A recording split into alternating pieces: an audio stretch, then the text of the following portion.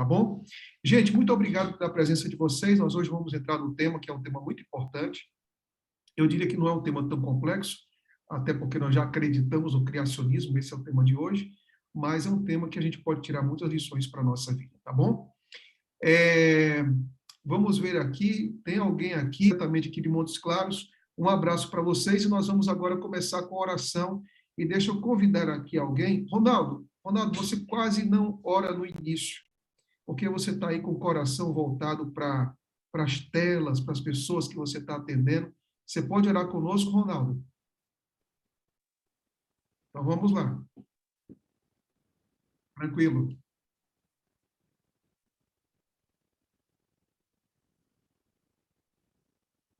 Amém. Olha só, nós vamos entrar hoje no tema que é sobre a criação. Obrigado, Ronaldo, pela oração. Nós vamos entrar hoje no tema que é sobre a criação.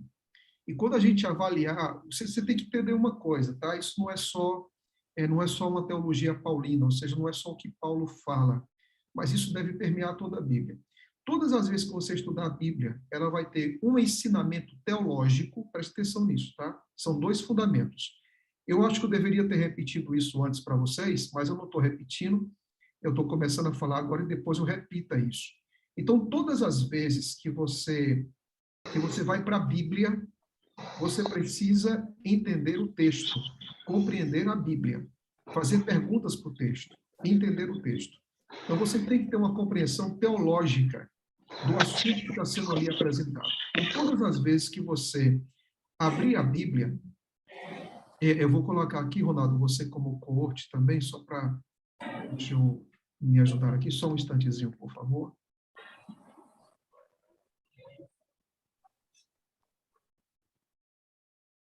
Ok, Ronaldo, você me ajuda aí, tá bom? Já está como co-anfitrião.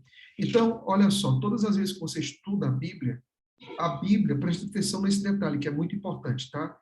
Ela tem que gerar em você conhecimento, ela tem que gerar em você informação, porque isso é fruto do ensino. Então, todos nós precisamos estudar a Bíblia. Todos nós precisamos compreender de Bíblia. Então, aí entra o ensino. Só que existe uma outra coisa. Todas as vezes que você estuda a Bíblia, isso também tem que se traduzir no seu comportamento, tem que se expressar no seu comportamento. Então, o conhecimento da Bíblia, ela tem que se expressar nos seus relacionamentos, no seu estilo de vida e na sua vida como um todo, tá? Então, pense nisso. Todas as vezes que você estudar a Bíblia, você tem que ter conhecimento. Jesus Cristo, ele foi um ensinador. Se você vai para o livro de Mateus, ele diz que ele pregava, ele curava, ele também ensinava. Então, você não pode se aproximar da Bíblia sem ser uma pessoa que não queira aprender.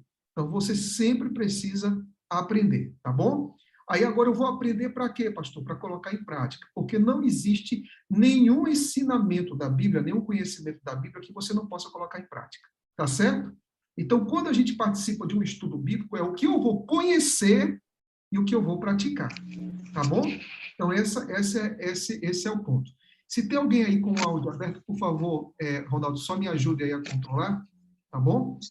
Pastor, para que a gente possa se manter. Pois não. Desliga o microfone de todo mundo, que está atrapalhando. Eu já desliguei aqui, mas às vezes ele não obedece como deveria. Eu acho que deu certo agora, Ronaldo. Valeu. Então, vamos lá. Eu vou aqui compartilhar a tela e nós vamos começar, então. Vamos lá. Para quem não conhece a minha família, viu? Ângela, 17, Sofia, 13, e Ângela e Nerisângela, que não precisa dizer a idade, mas é mais nova do que eu. Pronto. Então, vamos lá. Então, olha aqui, vamos para a criação. Então, chegando aqui na criação, o que é que nós vamos encontrar aqui? Nós precisamos fazer a pergunta, né? O relato bíblico, ele é complexo? Não, ele é extremamente simples. Ele não tem, assim, uma dificuldade para se compreender o que o texto diz. E sob o comando de Deus, em 6 dias, literais ou simbólicos, pastor? 6 dias, entendemos que são 6 dias literais, Deus fez a terra, o mar e tudo que neles há. Então, existe uma concentração de atividade de Deus aqui nesse planeta. Por favor, abra comigo a Bíblia em Êxodo capítulo número 20 e versículo número 11, e a gente vai já ler o texto a partir de agora. Olha o que diz. Quando Deus apresenta os mandamentos, e aqui nós vamos ver sobre a guarda do sábado, que é um momento que nós vamos estudar, esse não é o tema agora, no versículo número 11 diz, porque em 6 dias, não foram em 8 dias, tá? Porque em 6 dias fez o Senhor os céus, a terra e o mar e tudo que neles há. E ao 7º dia descansou, pois o Senhor abençoou o dia de sábado, perdão, e o santificou. Então, perceba que esses 6 dias não são dias simbólicos, são dias literais, dias de 24 horas. Ou seja, nós não acreditamos que a Terra tenha sido formada por um ciclo de milênios ou de milhões de anos. Nós não acreditamos nisso. Nós acreditamos que a Terra, dentro desse processo criativo, isso quer dizer que já podia existir sim uma massa, mas ela era disforme, ela era vazia, de água e terra, e aqui, a partir desse momento, Deus, então, com sua palavra, passa a dar ordens para a existência de coisas que, obviamente, não existiam. Então, quando você vai para Gênesis, eu vou falar de Gênesis agora e vou falar de Gênesis no final dessa apresentação. Você vai ver que ato criativo Deus coloca em cada um dos dias. Então, no primeiro dia, ele faz uma separação entre a luz e as trevas. No segundo dia, ele faz uma outra separação entre as águas, criando a atmosfera, ou seja, ele faz uma distinção das águas que estão na terra e com a elevação de águas que a gente chamaria, então, de atmosfera. Depois, no terceiro dia, ele cria a terra seca, ou seja, aquilo que está embaixo ele divide, tá? E nela toda a vegetação. Então, veja bem, uma separação entre luz e trevas, depois a separação entre as águas, e essa parte agora, em que Deus atua, ele cria a terra seca, e nessa terra seca vem então a vegetação. Então, Deus criou no quarto dia as estrelas e os corpos celestes. E no quinto dia criou os pássaros e a vida marinha. E algumas pessoas perguntam, pastor, mas aquela luz que estava no início, essa luz que estava no início, eram os corpos celestes? Existe uma declaração de que essa luz já era a própria presença de Deus. Quando você vai para o capítulo 22 de Apocalipse, você vê que lá não existe menção do sol nem da lua, porque o Senhor é a sua própria luz. Então, há alguns teólogos que fazem essa mesma aplicação. No sexto dia, criou toda a criatura que vive em terra firme, e aí então vem o ser humano. E no sétimo dia, Deus descansou e abençoou toda a sua obra. Agora, como é que Deus faz tudo isso? Abra sua Bíblia no Salmo 33, versículo número 6. 33, versículo número 6. E olha o que o texto diz. Olha o que o texto diz. Capítulo número 33, e versículo número 6. Diz assim: os céus, por sua palavra. Olha que coisa interessante, que texto lindo, né? Os céus, por sua palavra, se fizeram, e pelo sopro de sua boca, o exército deles. Então, é interessante que o texto hebraico já é um texto muito conhecido, né? Bereshit bara Elohim, no princípio criou Deus. Esse verbo bará quer dizer que Deus cria do nada, que ele não precisa de uma matéria pré-existente ou existente para que ele então possa transformar. Embora, quando Deus faz o homem, ele faz do homem uma matéria já pré-existente. Mas quando ele cria o planeta, ele apenas se pronuncia.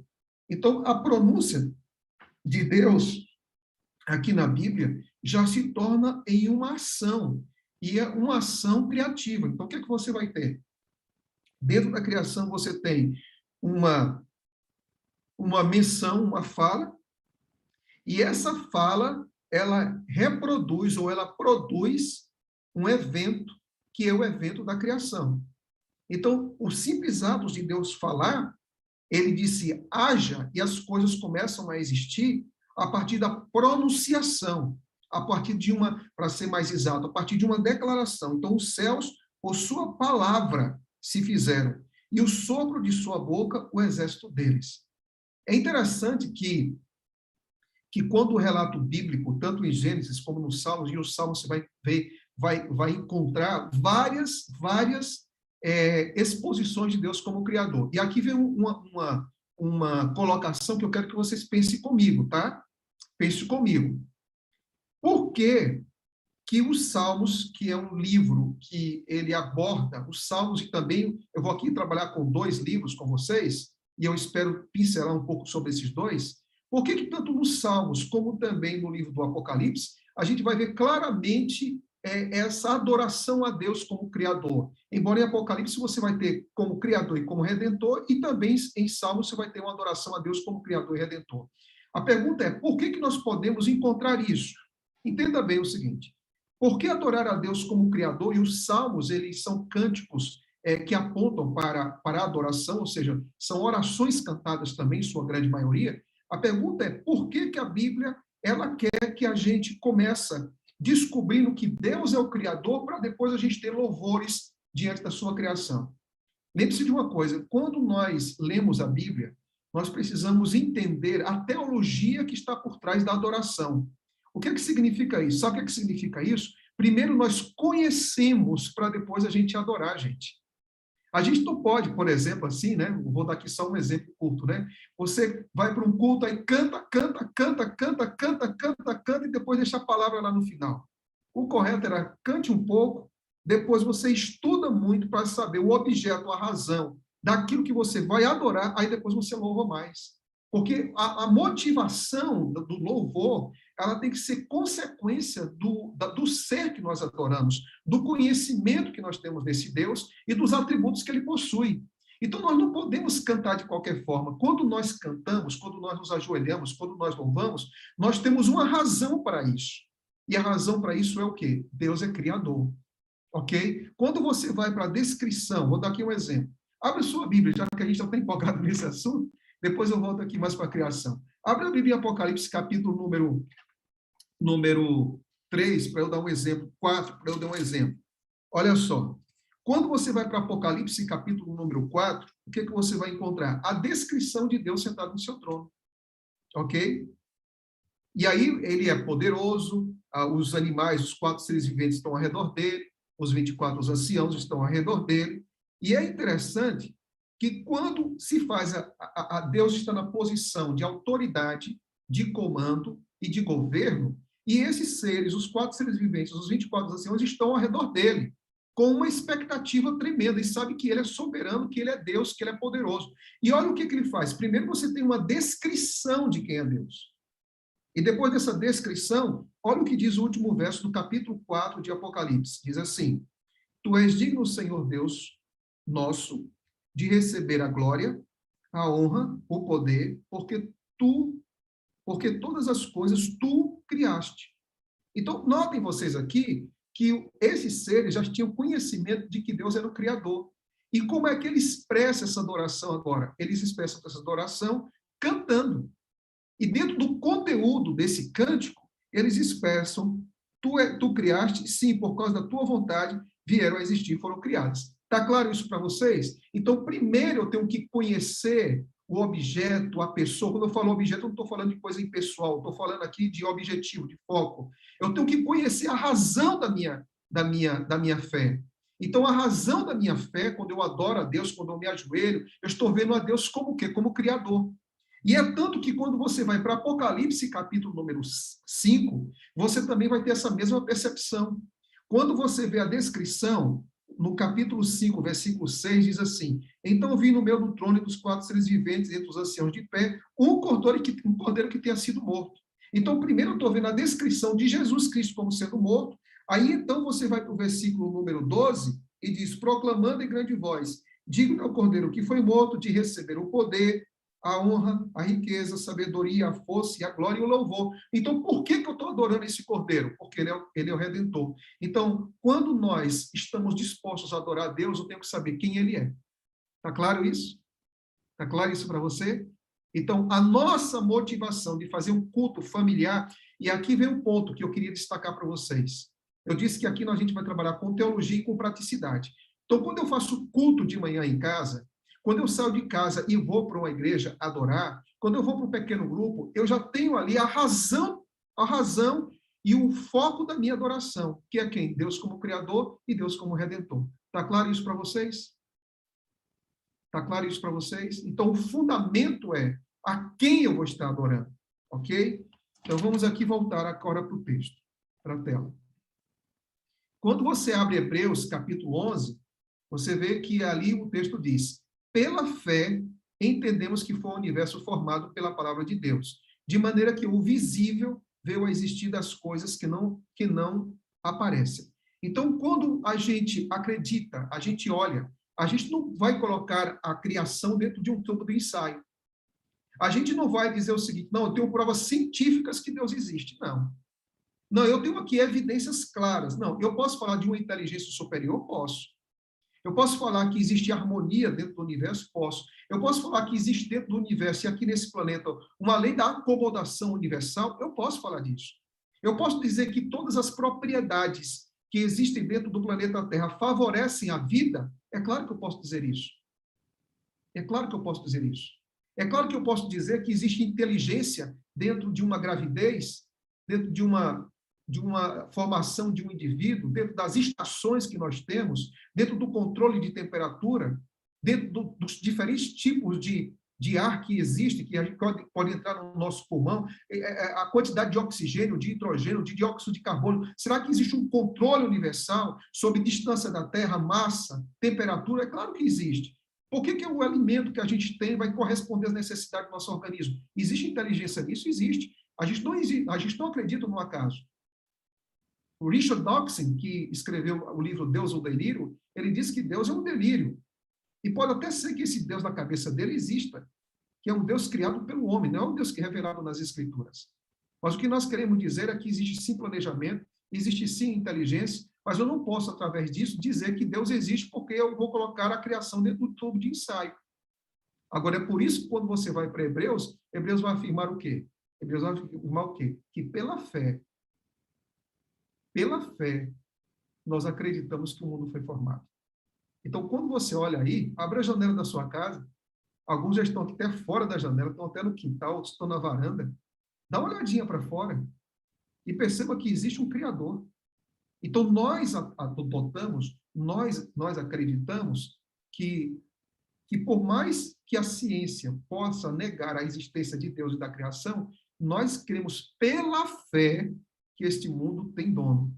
Nós cremos que pela fé esse mundo tem um arquiteto. Nós cremos pela fé que esse mundo tem um projetista. Nós cremos pela fé que este mundo tem um ser criador que se chama Deus. Ok? É isso que Hebreus está querendo colocar aqui para a gente.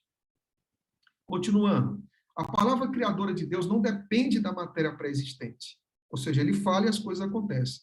Mas Deus pode utilizar de matéria já existente, como é o caso da criação do homem, a partir do pó da terra, e a mulher que foi a partir da costela de Adão. Mas, em última instância, Deus criou toda a matéria a partir do nada. Ok? Algumas questões que nós precisamos aqui levantar. Primeira delas, muitas questões têm sido levantadas. A primeira é: as duas narrativas da criação se contradizem? Porque nós vamos ter duas narrativas, que é a narrativa de Gênesis 1 e de Gênesis 2. A segunda pergunta: os dias da criação são literais? E a terceira pergunta: os astros, o sol, a lua e até mesmo as estrelas têm realmente apenas 6.000 anos de idade? Então, vamos responder essas três perguntas. Primeiro, o relato da criação se contradizem? Porque o que vai acontecer? Vamos para Gênesis, capítulo número 1, e você vai ver o seguinte. No capítulo número 1, você tem dois capítulos, claro, que é o 1 e que é o 2, que vão fazer descrições sobre a criação. Então, no capítulo número 1, a descrição ela é detalhada, tá? E sequencial. Quando você vai para Gênesis, no capítulo número 2, o autor ele vai se deter em algumas coisas, mas não em tudo, ok? Ele não vai se deter em tudo. Então, qual é a grande diferença? A grande diferença é que o escritor, que foi Moisés, ele tem uma preocupação de dar uma sequência bem lógica, bem natural no capítulo número 1. E no capítulo número 2, ele só vai destacar aquilo que ele achar que é mais importante.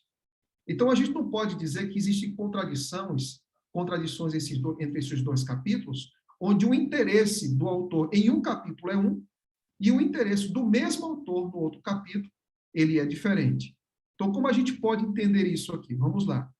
Os dois relatos da criação se harmonizam. O primeiro relato apresenta a criação em ordem cronológica, para que você não se confunda, tá? Então, se alguém perguntar o seguinte, qual é a grande diferença que a gente pode entender aqui? A diferença é que no número 1 é uma descrição cronológica e o segundo não é. A ênfase do segundo está no trabalho que Deus faz em direção diretamente ao ser humano. Tá bom? Segunda pergunta, os dias da criação são simbólicos ou são literais? E aqui nós vamos entender que existe uma palavra hebraica, tá? Que palavra hebraica é essa? Essa aqui, ó, ion. Então, todas as vezes que essa palavra hebraica ocorre dentro da Bíblia, ela aparece com um numeral definido, sempre será um dia de 24 horas. Tá bom?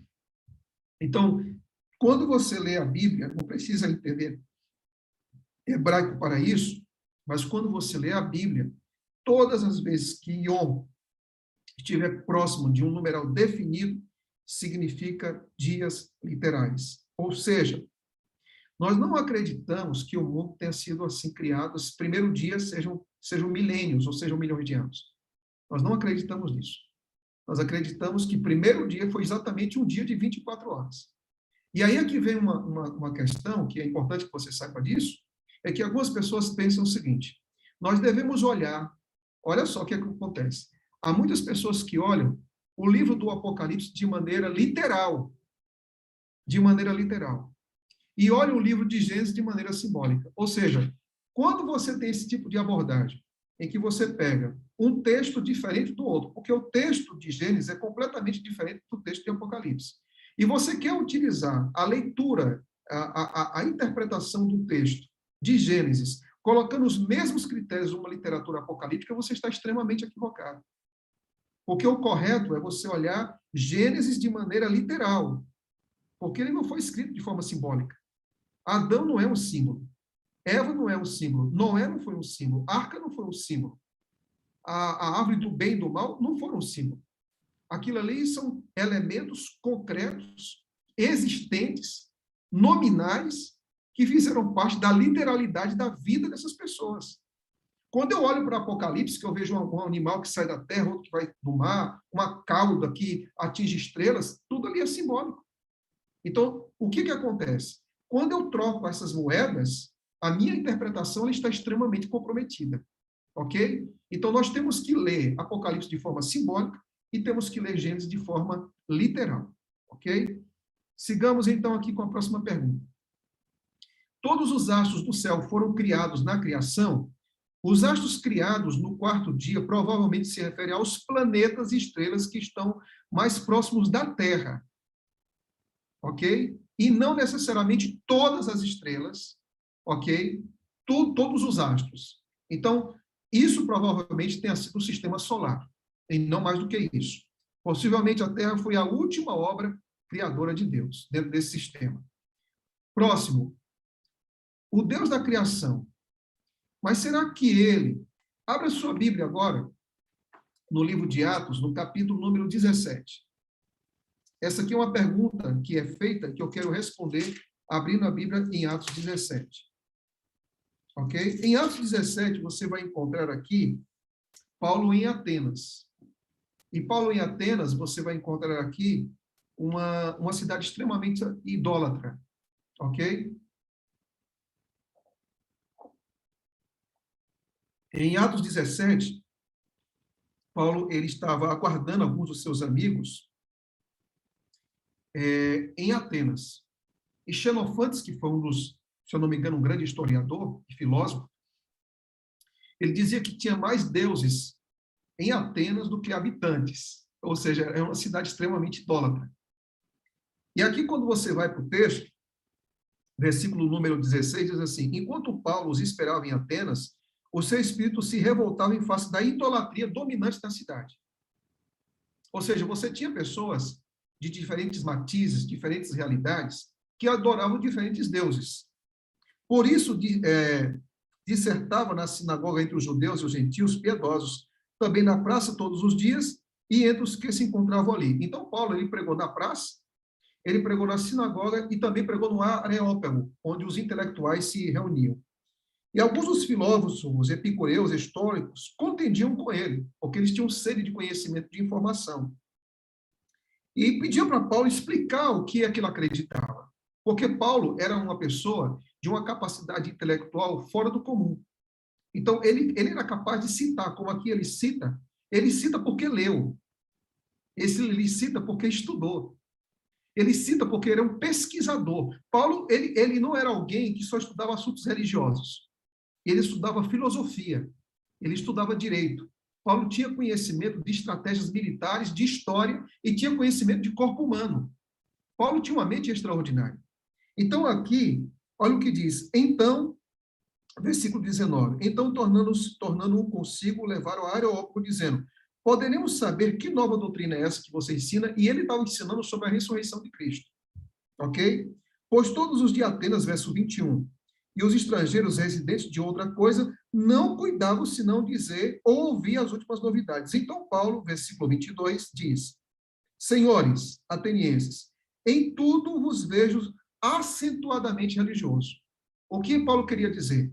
Aqui, praticamente, eu não vejo ninguém ateu, porque todos vocês têm preferências de adoração, independente do objeto que vocês estão adorando.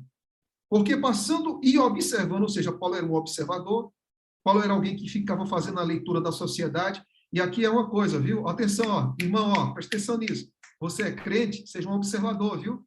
Seja um observador das necessidades do povo, seja um observador das tendências, dos costumes do povo, para, ao observar aquilo que as pessoas fazem, como elas vivem, como elas comem, como elas se vestem, o que elas adoram, que você possa encontrar brechas para falar do evangelho.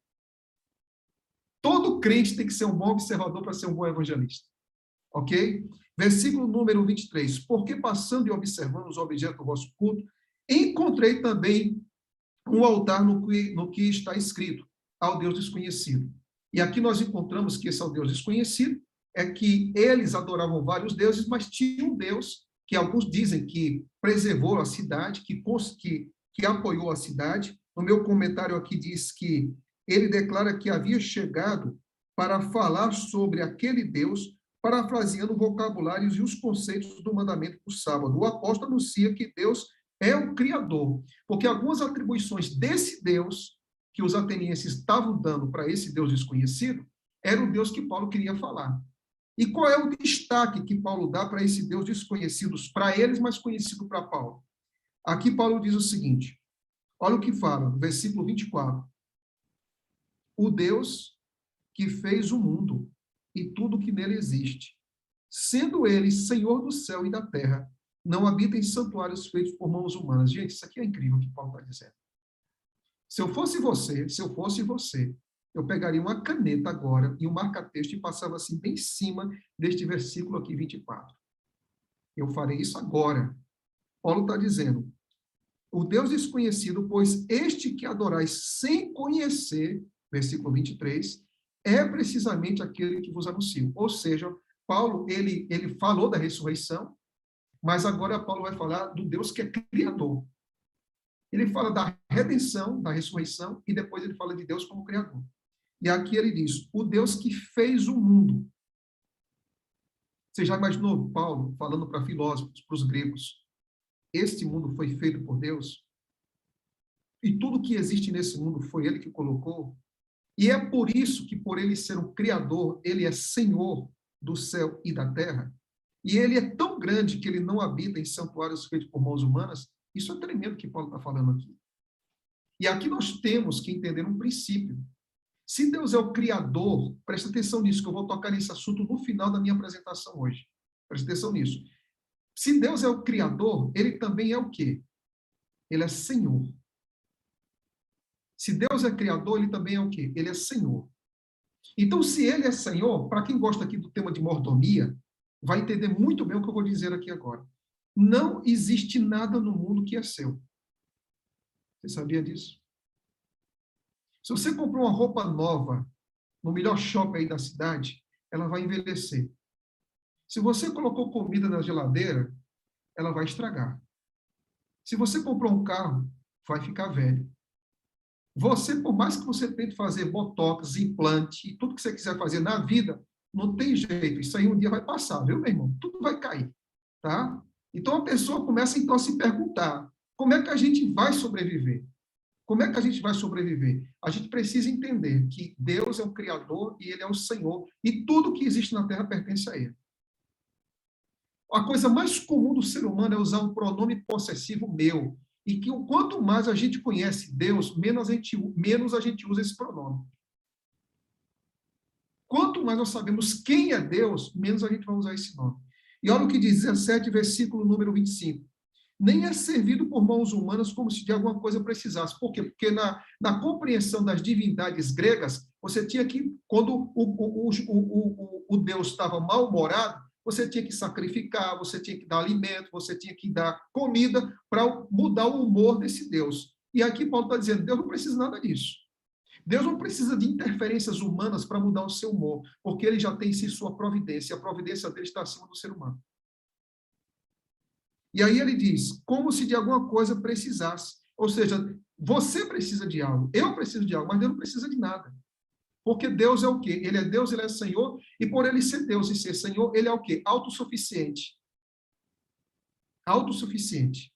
Pois ele mesmo é quem dá a vida, e aí Paulo fala aqui 3 coisas que Deus dá. Porque ele, por ele ser autossuficiente e ele ser criador, ele dá. E ele dá o quê? 3 coisas. Vida, respiração e tudo mais. Então, eu quero dizer uma coisa para você. Está vivo, irmão? É por causa do Senhor, que fez os céus e a terra e que cuida de você. Está respirando? É por causa de Deus. Tem coisas boas que você pode descrever em sua vida? É por causa do seu Criador. E aqui Paulo, então, agora, ele começa a dizer o seguinte, Paulo, além de apresentar a sabedoria e a manutenção da existência humana, Paulo agora vai de forma muito específica para um ponto de referência. Qual é o ponto de referência? Adão. Ele diz, de um só, versículo 26, fez toda a raça humana para habitar sobre a terra. Então a pergunta é, para que existe a terra? Para ser habitada. Qual foi o ponto de partida dessa habitação? A criação do homem. Glória a Deus, né? Glória a Deus. Paulo está aqui, parece que Paulo está batendo papo com Moisés. Parece que Paulo está batendo papo com Moisés, porque o que ele está dizendo aqui é o que Moisés colocou em Gênesis 1 e Gênesis 2. É a mesma coisa. E aqui diz, havendo fixado tempos previamente estabelecidos os limites de sua habitação. Aí você vê lá, no capítulo número 1 de Gênesis, Deus colocando as estações, os luzeiros, o tempo, o dia e a semana, e o dia de sábado. Está claro isso para vocês? Isso aqui é um discurso criacionista de Paulo, em Atenas, irmãos. Paulo está fazendo um apelo de um discurso criacionista. E ele diz mais. E para que tudo isso? Para que Deus fez tudo isso? Fez terra, fez na terra, fez os limites, colocou uma lei de acomodação universal, equilibrando os gases, equilibrando os elementos químicos que podem fazer bem para o ser humano. Por que Deus fez tudo isso? Versículo 27. Para buscarem a Deus. Uau! Isso aqui é tremendo. Quer dizer que toda obra criadora de Deus tem um objetivo, pastor? Tem. Quer dizer que tudo que Deus criou, as digitais que ele coloca dentro da criação, de árvore, de bicho, de fauna, de flora, do ser humano, de todas as estruturas físicas visíveis e invisíveis, desde as árvores maiores, dos mares, dos lagos, dos rios, das frutas, das sementes, das ervas, quer dizer que Deus colocou toda essa beleza de astros, de luz, de estrela, de lua, de sol. Para quê? Para quê? Essa é a pergunta. Além da terra ser habitada, para que Deus fez tudo isso? Aí ele diz, para buscarem a Deus. Isso é fantástico. Paulo aqui está dizendo que nós fomos chamados, Deus criou tudo isso para fazer da criação, escuta isso, ó, escuta isso, Deus fez da criação um ponto de encontro entre você e ele. A criação é um ponto de encontro entre você e Deus. E para que você não esquecesse disso, aguarde que a gente vai falar lá na frente sobre o sábado. Lá na frente a gente vai falar sobre o sábado. Então, aí, quer dizer, pastor, que eu tenho aqui, né? Eu tenho toda essa estrutura que está ao meu redor, é para que eu desperte, para que eu use minha consciência, minha razão, minha cabeça, minha mente, para que veja que existe lógica, que existe um mantenedor, que existe um criador, para o buscar. E se tateando, eu consiga, então, achar bem que não está longe de cada um de nós. Agora, Paulo é incrível, né? Paulo primeiro fala, olha a sequência de pensamento de Paulo. Criação, a criação existe para que a gente desperte, para buscar o Deus que é criador. Aqui não está dizendo, presta atenção nisso, que é para buscar o objeto da criação. Não é para adorar lua, pau, pedra, estrela, sol. Aqui Paulo diz para buscarem a Deus. A adoração não é para coisa, a adoração é para uma pessoa, e essa pessoa é Deus. É isso que Paulo está dizendo. Eu quero dizer uma coisa para vocês, sabe? Atos 17 dá um sermão de criacionismo tremendo para você pregar na sua igreja no próximo sábado. É só você meditar nisso aqui. Toda obra criadora, ela tem um objetivo, é falar do Criador. A obra da criação não é para ser adorada, é para ser admirada. Admirada. Você ficar impressionado com a inteligência que Deus está expressando nessa criação. Agora, quem eu vou adorar é Deus, que Ele é o Criador. Então, Paulo faz a distinção aqui entre pessoa e objeto. Objeto, criação, pessoa é Deus. Aí, quando Paulo começa a estimular a gente a buscar e adorar a Deus, Paulo ele diz uma coisa bem interessante. O que é que ele diz? Busca a Deus. Aí depois esse mesmo Paulo que diz que busca a Deus, olha, só quero dizer que ele não está longe não, viu? Que sua busca é bem pequenininha, porque ele já está mais perto do que você imagina. E Paulo está fazendo essa conexão com a criação. E aí, então, ele diz, versículo 28, pois nele vivemos. Olha só, gente. Peraí, pastor. Quer dizer que não é na energia das pedras orientais que nós vivemos para ter longevidade? Não, não tem nada a ver com pedra. Pedra só vai dar pedrada, não vai resolver mais nada em sua vida. Não vai resolver mais nada. Ah, eu vou pegar os incensos ali para que eu tenha, para que eu possa, então, viver. Não tem nada de incenso, não tem nada de pedra, não tem nada de banho de lua, não tem nada disso. O texto aqui está dizendo, olha só, pois nele vivemos. É nele que nós vivemos. É o Deus Criador que Paulo está apresentando, dizendo, você vive por causa dele. E depois ele diz, e nos movemos. Você consegue fazer movimento no braço, na mão, na perna? Paulo está dizendo, nós nos movemos por causa dele. E existimos, como alguns dos vossos poetas têm dito, porque dele também somos geração. Paulo agora cita poeta, ok? Paulo cita aqui poeta, no versículo número 28, e traz uma declaração poética e faz uma aplicação bíblica.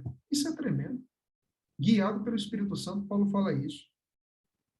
Porque nós deles somos gerações, ou seja, Paulo está dizendo que nós temos identidade. Aí agora, olha o que ele fala. Olha a pancada que Paulo vai dar agora no versículo 29. Sendo, pois, geração de Deus. Agora, Paulo, ele constrói, o argumento de Paulo, ele constrói, Deus é santo, Deus é criador, Deus é senhor de tudo. Agora, Paulo, ele vai agora apresentar suas armas. Versículo 29. Sendo, pois, geração de Deus, ou seja, sendo, pois, identidade de Deus, porque ele é criador, não devemos pensar que a divindade é semelhante a ouro. Por quê? Porque eu não posso reduzir o Deus que é criador a nada. Então, por mais precioso que seja o metal, ouro, eu não posso reduzir aquele que criou o ouro, a estatura do ouro, embora eu queira adorar a Deus em uma imagem de ouro. Eu não posso fazer isso. Porque eu estou reduzindo o Criador. Todas as vezes que eu tento replicar a imagem do Criador em um objeto criado por mim, eu estou reduzindo a sua grandeza. E isso é idolatria. E depois ele coloca, nem a prata e nem a pedra, trabalhadas pela arte e imaginação do ser humano.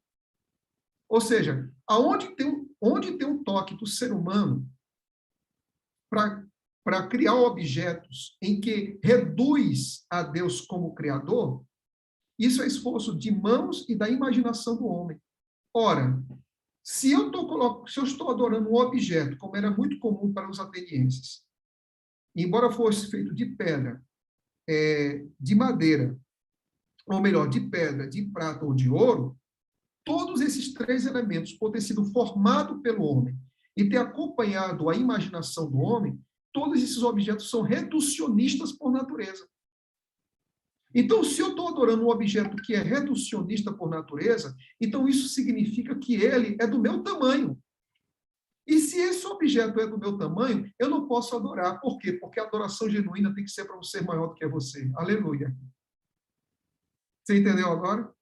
A partir do momento em que eu estou fazendo um objeto, eu estou dizendo que aquele objeto tem a minha estatura. Então, por mais que eu coloque divindade nele, ele nunca vai passar do tamanho daquilo que eu construí. Está claro isso para vocês? Então, Paulo está dizendo aqui que Deus é soberano. E é a ele que você deve adorar. E agora a pergunta é, mas e se eu adorei prata, ouro, madeira, pedra? Como Deus vai me tratar a partir de agora? Deus ele vai pegar e vai me condenar por tudo isso? Não existe esperança para mim? E aí vem um aspecto prático do que a gente está falando. O que é que Deus faz? Com toda a adoração. Porque pensa numa coisa. Hoje eu estou falando aqui com pessoas que já nasceram evangélicas, já nasceram católicas, já nasceram dentro da estrutura cristã. Mas se você nasceu em um lugar em que você adorava tudo, como é que Deus vai te tratar? Mesmo você na sua sinceridade querendo adorar. Aí você vê o verso 30. Olha o que diz o verso 30. Não levou Deus em conta os tempos da ignorância.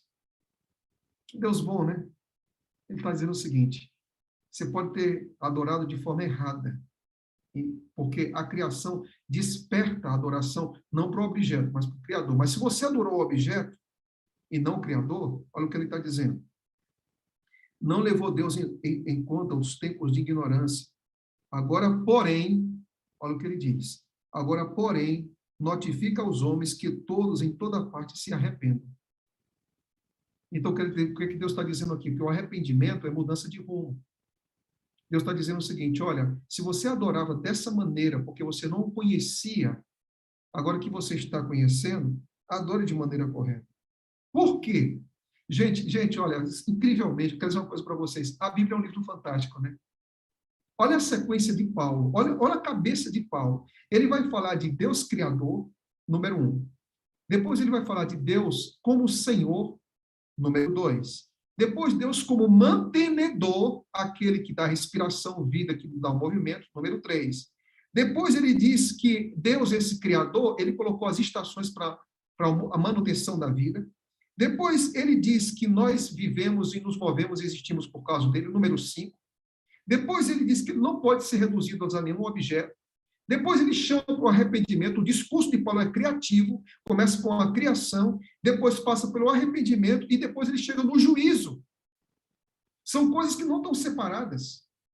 É por isso que eu vou dar um conselho para vocês. Não leiam a Bíblia com versículo aqui e acolá só. Tente entender o capítulo, tente entender a fluidez do pensamento do autor, que está sendo inspirado por Deus. Você não pode ler só um versículo e parar ali. Você tem que ler o que vem antes, o que vem depois e fazer a sequência de pensamento. Então você vai perceber o seguinte, porque estabeleceu um dia, no verso 31, em que há de julgar o mundo com justiça, por meio de um varão que destinou e acreditou diante de todos, ressuscitando entre os mortos. O que Paulo faz agora, irmãos, com a criação? Você já parou para pensar por que ele vai citar a ressurreição aqui, e ele liga ressurreição com criação? É que Paulo está querendo dizer o seguinte, a criação está ligada à recriação, e para que a recriação aconteça, Cristo teve que nascer, morrer e ressuscitar. Entendeu isso agora? A criação está ligada à recriação, e a recriação só é possível porque Cristo veio morrer para o nosso lugar. Isso é incrível. Isso é incrível. Eu acho que a gente já pode terminar o estudo bíblico aqui e a gente se vê no próximo sábado. Diga amém. Tá bom? A gente já pode terminar aqui. Paulo ele faz uma conexão entre o Deus que cria, um Deus que mantém, o Deus que espera arrependimento, o Deus que a gente o adore, depois o chamado que ele tem para nós, o chamado que Paulo tem para nós, dizendo o seguinte, nós vamos ter uma recriação por causa da ressurreição de Jesus Cristo. Isso é tremendo. Agora, não terminei o estudo não, tá? Só fiz uma pressão aqui, mas não vou terminar o estudo agora não. Um Deus que tem cuidado dos seus filhos. Quando eu sei que Deus é o criador de todas as coisas, eu sei que ele vai cuidar de mim. A criação relata um Deus cuidadoso que faz cada detalhe pensando no ser humano. Criou um ambiente ideal e concedeu liberdade aos seus filhos. Eu quero dizer uma coisa. Não pense que Deus cuida de você apenas quando o seu salário está ali e você está conseguindo pagar as contas no final do mês. Deus está cuidando de você agora. A gente tem a mania de pensar que Deus ele cuida da gente em pontos que a gente elege. Se Deus agir ali, então é porque ele vai cuidar de mim. Se Deus agir acolá, então ele vai cuidar de mim. Para com isso. Você hoje acordou, Deus cuidou de você. Você está aqui agora porque Deus cuida de você. Você está aí vivo, olhando, tocando, sentindo, porque Deus cuida de você. Para de pensar que Deus só vai agir em sua vida nos momentos que você achar que ele deve agir. Deus, ele age em nossa vida quando a gente está consciente disso e quando a gente não está consciente disso. Aí você diz o seguinte, mas por que, pastor? Que às vezes eu tenho certeza e às vezes eu não tenho certeza que Deus está cuidando de mim. É porque a gente tem que parar, gente. Se você parar e der aí um 360 em sua vida, você vai estar percebendo que Deus cuida de você. E quanto mais você parar e refletir sobre sua existência, você vai ter muito mais motivos para ter gratidão a Deus do que reclamação. O nosso problema é que, às vezes, a gente escolhe aonde Deus deve agir, aonde Deus deve trabalhar. Se Deus me der a cura, é porque Deus vai cuidar de mim. Se Deus me der um emprego, é porque é esse evangelho de prosperidade que não tem nada a ver com Bíblia. Nada a ver com Bíblia. Um evangelho de mercadoria. Eu dou isso, você me dá aquilo. De barganha. Nós acreditamos num evangelho que agora, 24 horas, esse planeta e você é objeto do cuidado de Deus. Você não precisa de uma semana para entender que Deus cuida de você. Você precisa apenas de alguns segundos para ver Deus cuidando de você. Você não precisa de dias para ver Deus cuidando de você. Você precisa de alguns segundos para ver Deus cuidando de você. Pare de colocar coisas a longo prazo para que você ache que Deus está agindo em você. Só agora respire. Só pense. E veja o cuidado de Deus em você agora. É aí na sua casa onde você está. Só pense nisso. E quanto mais você tiver essa consciência, você vai ver que o cuidado de Deus em sua vida não é um evento. É uma expressão de carinho ininterrupto por você. Ponha isso na sua cabeça. Não fique dizendo que Deus é grande porque ele age em determinados desafios em sua vida. Deus é grande porque ele dá vida a você. Deus não é grande porque age em coisas extraordinárias quando você quer, quando você ora, quando você jejuma. Deus é grande porque ele já te deu vida. E a sua vida está nas mãos do Criador. Você crê nisso aí?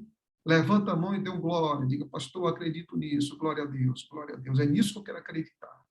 Pare de ver a vida de Deus em sua vida só em pontos. Veja a manifestação do cuidado de Deus em sua vida em todo o tempo. E quanto mais você tiver consciência disso, mais gratidão vai ter no seu coração. Vamos para o próximo ponto. O que é que nós podemos ver? Quem foi o Deus criador? Quem é que trabalha dentro da criação? Pai, Filho e Espírito Santo. Mas quem é o agente da criação? Quem é o agente da criação? O Pai atuou na criação? Sim. O Espírito Santo atuou na criação? Sim. Mas quem é o agente da criação? É o Filho. Onde é que está isso? Abra sua Bíblia aí, por favor, em Colossenses capítulo número 1. Eu não vou nem falar de João, né?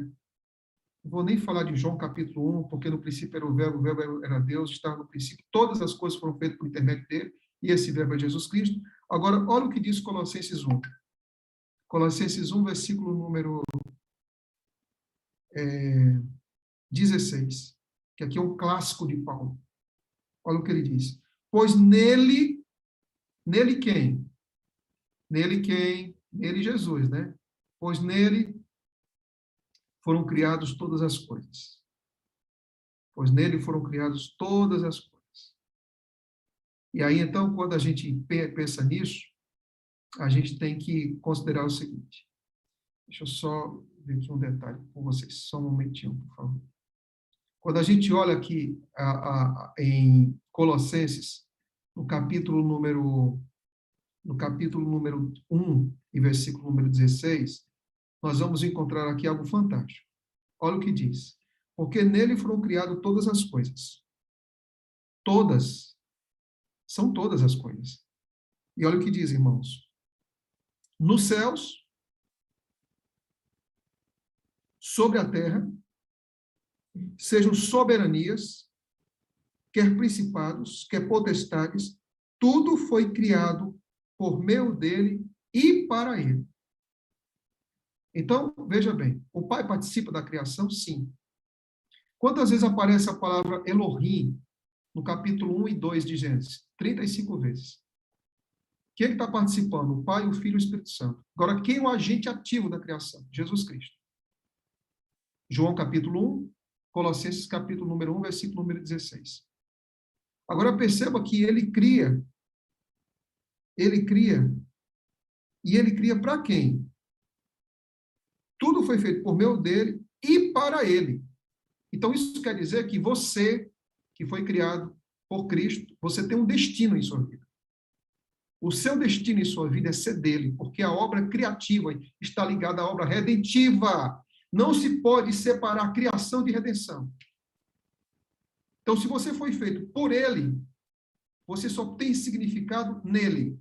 Você tem significado, destino, propósito, plano, realização nele. Você pode procurar realização em quem for na vida. Você pode procurar realização no seu emprego, no seu trabalho. Você pode procurar a sua autorrealização, mas realização plena só em Cristo.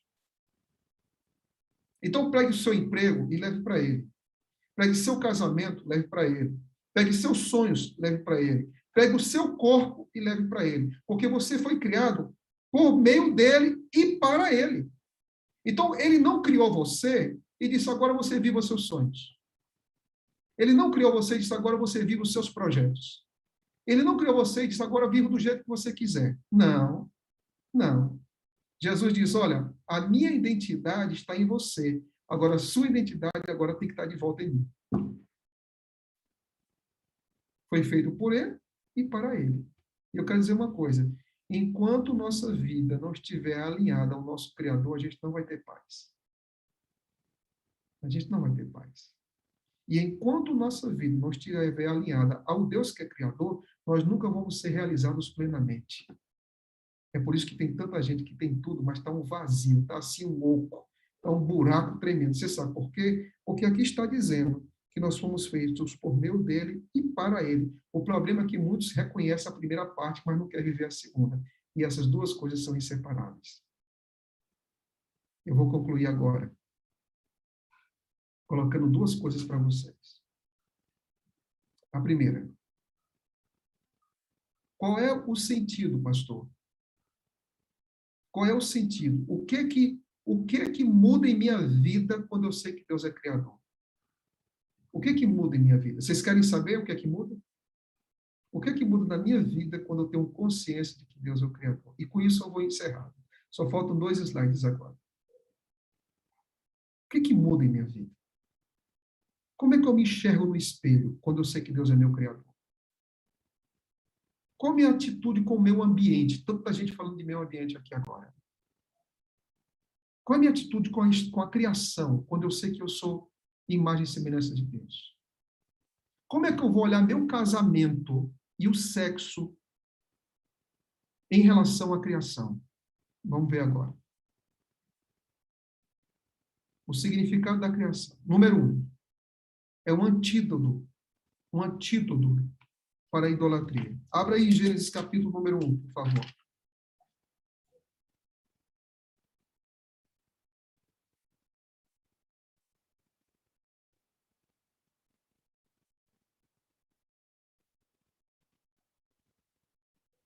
No princípio criou Deus os céus e a terra. Este versículo é a base da teologia de Gênesis por extensão das Escrituras. E aí, então, a gente vai entender aqui que, primeiro, existe um Deus que cria. Segundo, que não são vários deuses, é um Deus só. Então, aqui eu já tenho um Deus criador, um autor, que não é um acaso. Segundo, que aqui não é um polideísmo. Aqui eu acredito que é só Deus, um Deus criador que precisa ser adorado. Então, isso aqui já arranca de mim toda a possibilidade de idolatria. A segunda coisa que nós entendemos, o significado da criação, é que é o verdadeiro fundamento da adoração. Vá para Apocalipse, capítulo número 14, que esse é um texto interessante para que você leia, tá? Quando a gente olha para Apocalipse 13, a besta está dizendo que é para a gente adorar a besta. Mas quando você vai para Apocalipse, capítulo número 14, está dizendo que não adore a besta, é para adorar a Deus. E a Deus em que qualidade? A Deus em que atributos? Aí você vai ver quais são os atributos que a gente deve adorar a Deus. 14, versículo número 6 diz assim: Vi outro anjo voando pelo meio do céu, que é essa mensagem que a gente deve estar nos últimos dias, que fazem parte das 3 mensagens angélicas, com o evangelho eterno, ou seja, ele tem que dizer aquilo que Moisés disse, não pode ficar dizendo coisa diferente. Para pregar aos que se assentam, ou seja, esse evangelho tem que ser pregado, que a gente está fazendo aqui agora. Aos que assentam sobre a terra, e a nação, tribo, língua e povo. Qual é o conteúdo? Dizendo a Deus dizendo em grande voz: temei a Deus e adorai e dá-lhe glória, pois é chegada a hora do seu juízo, e adorai aquele que fez os céus, a terra e o mar e as fontes das águas, Deus Criador. Então, nos últimos dias, e aqui eu sei que nós temos pessoas de diferentes matizes, de diferentes experiências religiosas, diferentes igrejas evangélicas que nos acompanham, mas aqui está dizendo que a mensagem dos últimos dias deve apontar para um Deus que é criador. Aí você pergunta, pastor, por que a mensagem da criação é muito importante para os últimos dias? Você sabe por quê? Porque a criação hoje está sendo desconstruída moralmente. Aquilo que Deus havia planejado está sendo desconstruído. E é por isso que a mensagem da criação é importante, porque a gente só pensa o seguinte: não, a mensagem da criação é só falar que Deus criou tudo, os objetos. Não, tem implicações filosóficas, tem implicações morais, não é só científicas, não. Falar do Criador não é falar só de implicações científicas, é falar de implicações sociais, relacionais, matrimoniais, e você vai ver isso agora. Olha o que diz. O sábado é o memorial da criação e não o domingo. Nós não acreditamos que é o domingo que é o dia de guarda. Porque quando Deus manda a observar o sábado, não tinha judeu, porque algumas pessoas dizem, não, mas tinha judeu. Não tinha judeu. Não tinha nem Abraão, não tinha nacionalidade, não tinha ninguém. No Éden, Deus disse que era para guardar o sábado. Por quê? Por causa da criação. Em Êxodo, antes dos 10 mandamentos, Deus mandou o maná na sexta-feira em dobro, porque o povo deveria guardar o sábado. Depois dos mandamentos, Deus reafirma que deve ser adorado o Senhor no dia de sábado, porque Ele é Criador. No meio do livro do Apocalipse, capítulo 14, chamado para adorar Deus como Criador, para lembrar do dia de sábado, e não o dia de domingo. Outro detalhe, quando a gente olha para a criação, a gente vê que o matrimônio, casamento entre homem e mulher, é o que está escrito. Deus não criou um terceiro sexo. Deus não criou ali LGBT, mais QYZ, ou seja o que for. Não tem nada disso. O pensamento bíblico é Gênesis. Algumas pessoas dizem o seguinte: não, a gente não pode falar disso. Eu quero dizer uma coisa para vocês. Nós temos completa liberdade de expressão quando nós expomos as escrituras sagradas. É assim que nós vivemos em nosso país. E eu sei que está sendo isso gravado e eu estou falando isso porque às vezes as pessoas ficam com receios. Eu quero dizer que nós estamos aqui pregando aquilo que nós acreditamos, aquilo que está escrito. O que está escrito em Gênesis capítulo número 1 e o que está escrito no livro de Marcos é que no princípio Deus criou homem e mulher. É o que está escrito. E é isso que nós acreditamos. As pessoas elas têm total liberdade de acreditar no que elas quiserem. E nós também temos total liberdade de, como cristãos, de apresentar aquilo que a gente acredita, mesmo respeitando as diferentes opções que as pessoas devem ter na sua vida, ou fazer escolhas. A gente não precisa machucar ninguém, a gente não precisa polarizar ninguém, mas nós também precisamos expor aquilo que nós acreditamos, sem criar cabo de guerra, respeitando cada ser humano, diferente das suas diferentes escolhas que eles possam fazer na vida. Ok? Então, quando você abre a Bíblia, em Marcos, capítulo número 10, olha o que Jesus Cristo vai dizer. Olha o que Cristo vai dizer. Marcos, capítulo número 10. Marcos 10, Jesus ele vai aqui fazer um chamado à criação. E olha o que diz. 10, versículo de número 9. Diz assim: portanto, o que Deus juntou, não separe o homem. E aqui, logo no versículo anterior, diz, versículo 6, porém, desde o princípio da criação, Deus os fez homem e mulher. Então, qual é a referência quando nós falamos em moralidade, quando nós falamos em matrimônio? É o que está escrito em Gênesis capítulo número 2 e é o que está escrito em Marcos capítulo número 10, versículo número 6 em diante. Agora, qual é a outra relação que nós temos sobre a criação? É a base da verdadeira autoestima. Ou seja, como é que eu posso me valorizar? Como é que eu posso olhar? Gente, nós vivemos hoje numa sociedade de ansiedade, de pessoas deprimidas, de pessoas com autoestima baixa. De pessoas que não se valorizam. De pessoas que se acham feias, de pessoas que se acham inadequadas, de pessoas que acham que sempre estão trabalhando com sua beleza para receber o valor que ela precisa. Mas é interessante que quando você vai para Gênesis, você, no seu DNA, você já é a coisa mais linda para Deus. Você vai envelhecer, mas a forma que você se vê não pode envelhecer. Você nunca pode se achar uma pessoa feia, você nunca pode se achar uma pessoa insignificante, você nunca pode se achar uma pessoa sem valor, você nunca pode se achar uma pessoa sem importância, nunca pode achar assim que aos olhos, você tem que procurar um padrão estético, midiático, que sempre que você olhe no seu espelho, você se satisfaça. Escute uma coisa, a motivação para você se achar lindo, para que você se achar bonito, para que você se ache renovado, para que você se ache atraente, sabe qual é? Não é o padrão midiático que nós colocamos de beleza, é o padrão teológico das Escrituras. Você é imagem e semelhança de Deus, e por isso é suficiente. O problema é que a gente enche a cabeça de tanta coisa que quando Deus vai falar com a gente do nosso valor, parece que ele está falando bem baixinho, porque a gente passa 24 horas nas redes sociais, na TV, vendo padrões os mais diferentes do que é beleza, do que é valor e do que é importância. Aqueles corpos desenhados, aqueles malabarismos que são feitos muitas vezes com filtros, com filmes e tudo mais, para a gente destacar o que é o corpo, o que é a beleza. Lembre-se de uma coisa, seu valor já foi definido lá no Éden. Lá no Éden.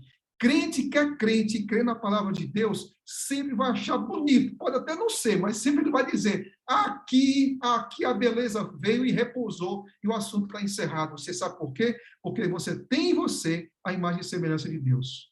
E você não é definido por padrões externos, você é definido por aquilo que Deus diz que você é. Então pare de ficar ouvindo tantas vozes, você tem que ouvir a voz de Deus. Quando Deus fez você, ele não fez a imagem de você de um mundo que não caiu. Ele não fez você a imagem de um mundo de anjos que estão ali ao redor dele. Ele não fez você o maior padrão de beleza do universo. Deus olhou para si e fez você a sua imagem e semelhança. Então pare de ficar aí com autoestima baixa, meu irmão, porque isso não tem nada a ver.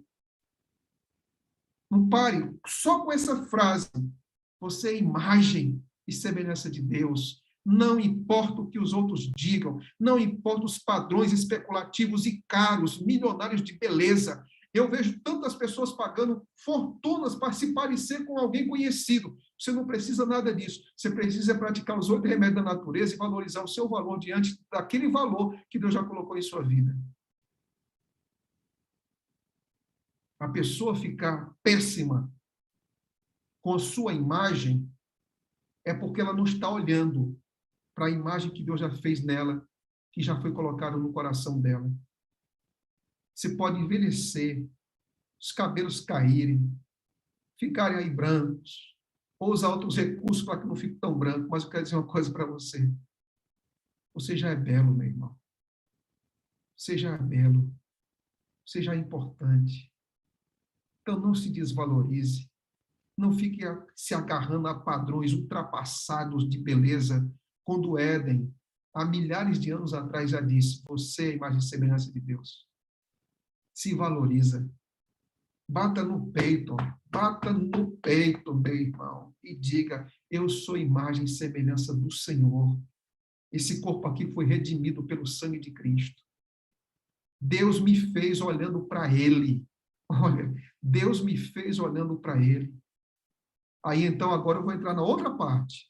Então, se eu sou tão belo, sou tão importante, o que eu devo fazer, pastor? Vamos lá. Aí aqui entra, sabe o que? A mordomia pessoal.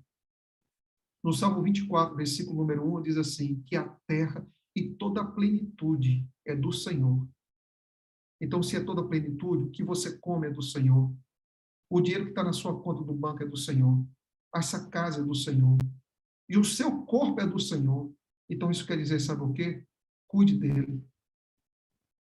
Cuide com aquilo que você come. Cuide com aquilo que você coloca diante dos seus olhos. Cuide com aquilo que você bebe. Cuide com a maneira que você se veste. Cuide dos horários que você precisa dormir. Cuide, porque você é importante para Deus. A mordomia, ela afeta todos os aspectos da nossa vida, porque tudo é de Deus. E Paulo diz, tudo foi criado por Ele. Então, se é tudo por Ele, então é para Ele. Então, isso quer dizer, amigos, que eu devo oferecer para Deus o meu melhor. Eu devo cuidar da minha aparência, pastor? Sim, porque eu sou a imagem e semelhança de Deus. Não precisa de exageros, mas eu preciso cuidar da minha aparência. Eu preciso cuidar do meu corpo. Eu preciso obedecer às horas de sono. Eu preciso fazer meu exercício físico. Eu não preciso comer tanto, imaginando que a perseguição dos últimos dias vai começar amanhã de manhã. Eu tenho que ter controle, eu tenho que ter domínio próprio. Eu tenho que ter calma, eu tenho que ter serenidade. Porque a imagem e semelhança de Deus, para ser reconstruída, é o meu valor, mas é uma maneira que eu me cuido também. Então, não se esqueça de que tudo que você tem pertence a Deus. E agora eu vou concluir. O próximo estudo não é o sábado, mas eu quero concluir Gênesis 1 e 2, apresentando algumas curiosidades, para que quando lá na frente você estude o sábado, você entenda um padrão poético que você vai encontrar em Gênesis 1 e 2. E que padrão poético é esse? O padrão poético que nós vamos encontrar é que no Gênesis, no capítulo 1 e 2, na Bíblia hebraica, você vai ver um número aparecendo várias vezes. Sabe qual é o número? Sabe qual é o número? 7. E 7 lembra de quê? 7 lembra de quê? É isso aí, do sábado, né? Eu vou encerrar com isso. Olha o que a gente vai encontrar aqui agora. Olha o que a gente vai encontrar. Olha que coisa linda é a Bíblia. No verso 1, na Bíblia hebraica, tem 7 palavras. No capítulo 1 de Gênesis. No verso 2, na Bíblia hebraica, existem 14 palavras. A palavra terra aparece 21 vezes no capítulo 1 e no capítulo 2. A palavra, no verso 7 da Bíblia hebraica, nós vamos encontrar 35 palavras. 7, 14, 21, 35. A palavra Deus, nos capítulos 2 e 3, vai aparecer 35 vezes. A palavra, então, vai aparecer 7 vezes. E a palavra Deus viu 7 vezes. Isso significa o quê, pastor? Você acha que quando Moisés escreveu Gênesis, foi por acaso que ele usou as palavras? Não. Não foi por acaso. 7, 14, 21, 35, os 2 capítulos. E ele faz uma conexão, quando você sai de Gênesis 1 e vai para Gênesis 2, ele vai falar do sábado, que é o único dia que ele liga à criação. Mas o padrão hebraico para se construir o texto, o poema inspirado de Gênesis 1 e 2, é o padrão de 7. E a gente deveria pensar, por que é um padrão de 7? Porque vai remontar para o dia de sábado. E nesse dia de sábado, o que a gente vai encontrar? O Deus que é Criador. Hoje é sábado. Por que nós lemos mais a Bíblia? Por que nós vamos à igreja? Por que nós adoramos? E qual é o centro da adoração? Deus como Criador de todas as coisas. E eu quero concluir utilizando o último texto dessa tarde, com o que está em Salmo 51. O que esse Deus é capaz de fazer por nós? Salmo 51, e a gente encerra. O homem pecou. Esse homem é chamado de Davi. Ele fez uma oração linda. E quando Davi ele fez essa oração, ele reconheceu que ele falhou, né? Você viu que Davi ele pecou, ele caiu. E esse Davi, um dia ele disse para Deus, né? Cria em mim, ó Deus, cria em mim um coração puro e um espírito renovado. Olha o que ele diz, versículo número 10. Cria em mim. Cria em mim. A palavra aqui é bará.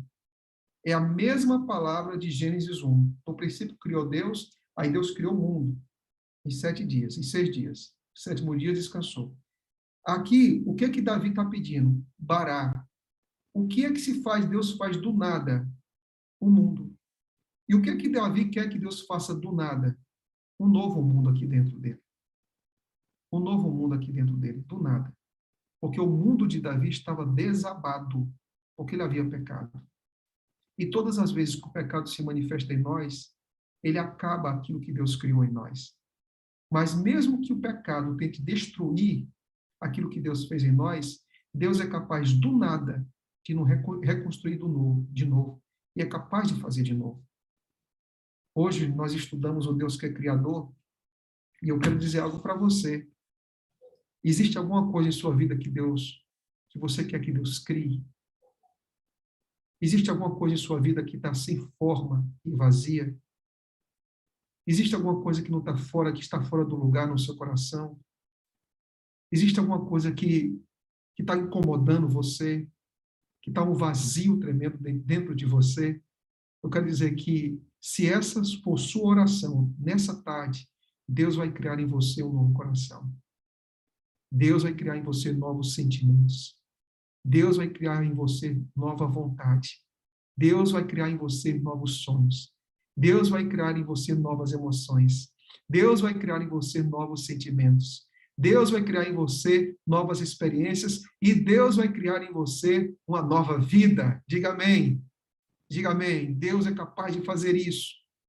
Então, o Deus que criou o universo é o Deus que pode criar em você um novo coração. Vamos orar.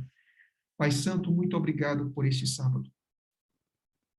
Muito obrigado porque o Senhor é o Criador de todas as coisas. Muito obrigado por nos fazer a tua imagem e semelhança. Muito obrigado por nos ensinar os padrões morais de Gênesis capítulo 1 e 2, sobre o casamento e o matrimônio. Muito obrigado por nos dar a esperança e a certeza de que tudo nessa vida vem das tuas mãos e é em tuas mãos que colocamos a nossa existência. Nos dê, ó Deus, um restante de dia em tua presença, um sábado do gozo na presença do Deus que é Criador, e que se há alguma coisa em nossa vida, Senhor, que tem nos faltado, em nome de Cristo Jesus, nos dê um novo coração. Cria em nós, ó Deus, um coração puro, um espírito semelhante ao teu, em nome de Jesus. Amém. Obrigado, gente. Que Deus abençoe vocês. Vamos lá. Eliane, dona Eliane, pode abrir o seu som.